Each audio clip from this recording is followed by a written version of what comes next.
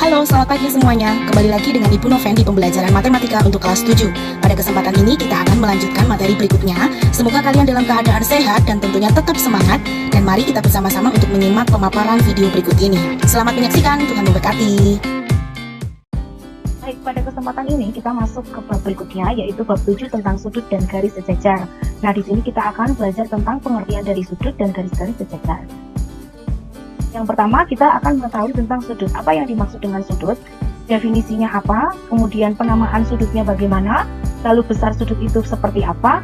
Dan jenis-jenis sudut itu apa saja? Nah, sudut ini merupakan materi dari konsep geometri. Materi titik, sudut, garis, dan bidang itu merupakan terapan dari konsep geometri. Apa yang kamu ketahui tentang sudut? Nah, ini merupakan sudut ya, seperti kehidupan kita sehari-hari, kita bisa lihat ini merupakan sudut. Nah, di mana kita bisa menemukan sudut? Salah satunya di ruangan rumah, ya. Di pojok itu biasanya kita sebut dengan sudut. Berarti artinya pojok itu merupakan pertemuan dari dinding ke dinding, ya. Berarti sudut juga merupakan sebuah pertemuan. Nah, sudut bisa kita temui juga pada benda-benda di sekitar kita. Misalnya pisau, gipsum, kaca jendela, penggaris, hanger, atap rumah, penghapus, tali jendela, buku, jam dinding, pintu, jendela, permukaan meja, dan barang-barang lainnya. Nah, kita misalkan di sini ada hanger ya, atau gantungan baju ya. Nah, gantungan baju ini ada sudutnya. Nah, ini merupakan sudut ya, karena ada dua bagian yang bertemu di satu titik. Nah, sudut adalah suatu daerah yang diapit oleh dua sinar garis yang memiliki titik pangkal yang sama. Bagian-bagian sudut adalah titik sudut, kaki sudut, dan besar sudut. Nah, titik sudut, misalnya pada gambar ini, disebut dengan titik sudut A misalnya. Kemudian dari titik sudut A ini berarti kaki sudutnya adalah AC dan AB, atau AB dan AC. Kemudian besar sudut merupakan daerah yang diasil, misalnya 30 derajat, 45 derajat, 90 derajat, dan sebagainya. Nah, daerah yang diasil ini merupakan daerah sudutnya, atau besar sudut. Nah, alat untuk mengukur besar sudut itu dinamakan sebagai busur derajat. Pastinya sudah tahu ya, busur derajat bentuknya seperti ini. Nah, satuan yang digunakan untuk menyatakan besar sudut adalah derajat atau 0 kecil atau O kecil ya, seperti ini ya. Nah, sudut satu putaran penuh adalah 360 derajat. Satu putaran penuh berarti membentuk lingkaran. Kalau setengahnya berarti 180 derajat. Seperempatnya berarti 90 derajat. Seperdelapannya berarti 45 derajat, dan seterusnya. Selain menggunakan derajat, sudut juga dinyatakan dalam radian atau disebut pi. Ini tanda pi ya. Kemudian menit atau garis kecil di atas, itu di atasnya, atau detik garis kecil di atas 2. Dan berikut ini adalah tingkatan untuk satuan sudut menggunakan menit dan detik. 1 derajat itu berarti 1 jam. Ya, maka ada perubahan waktu dari WIB ke WIT, WIT ke WITA ke WIT, itu ada perubahan 1 jam. Artinya setiap 1 derajat dari pojok bumi atau dari inti bumi maka akan bergeser sebesar sebanyak 1 jam. Ya, 1 jam itu berarti bergeser 1 derajat. Nah, 1 derajat sama dengan 60 menit. Karena tadi 1 derajat sama dengan 1 jam, maka 1 derajat sama dengan 60 menit. 1 menit sama dengan 60 detik. 1 derajat berarti 60 kali 60 detik sama dengan 3600 detik.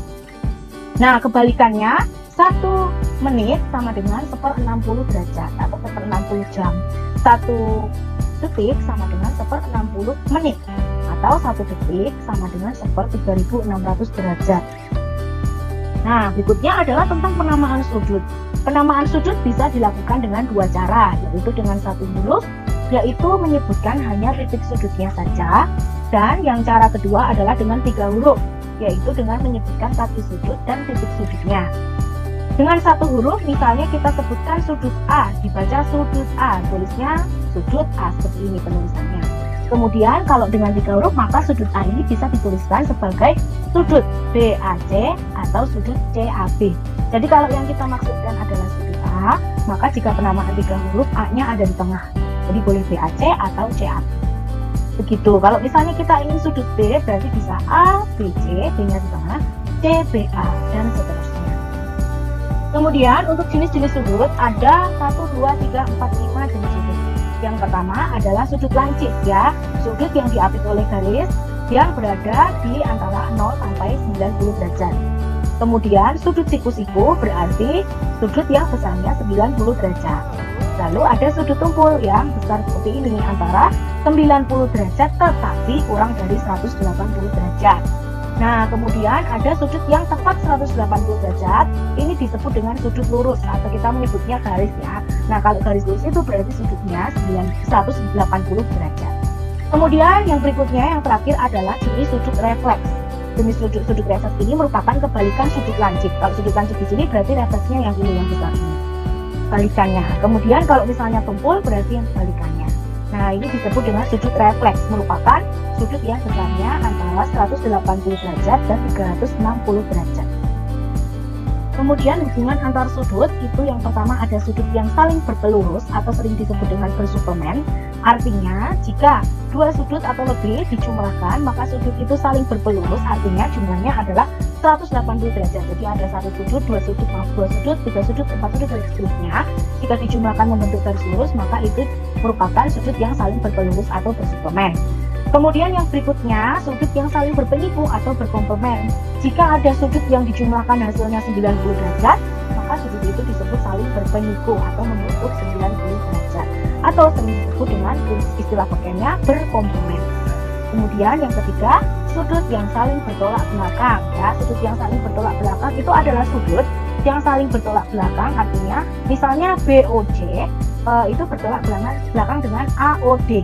BOC dengan AOD, AOB dengan COD, seperti itu, saling bertolak belakang-belakangan berarti ya.